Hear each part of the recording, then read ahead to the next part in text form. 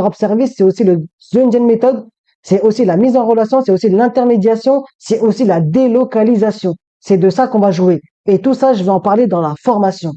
Donc voilà, je me suis présenté personnellement, j'ai expliqué pourquoi est-ce qu'il faut se lancer dans le drop service, j'ai un peu expliqué le drop service. Maintenant, je vais vous expliquer comment est-ce que je me suis lancé dans le drop service. Il faut savoir que moi, je suis venu au Pakistan tranquillement quand j'avais l'âge de 17 ans. Quand j'avais 15 ans, je faisais de l'achat et revente. Je vendais un peu dans mon collège, etc. J'étais un peu débrouillard, on va dire. Et arrivé à 17 ans, ben, je faisais toujours des sites internet, donc je les faisais moi-même. Et je me suis rendu compte que quand je suis arrivé au Pakistan, j'avais un développeur qui voulait que je la paye pour que elle me fait un site internet. Parce que moi, j'avais besoin d'un site internet. Faut savoir que je faisais du e-commerce et je continue. Donc, je vais en parler dans la formation aussi un peu d'e-commerce.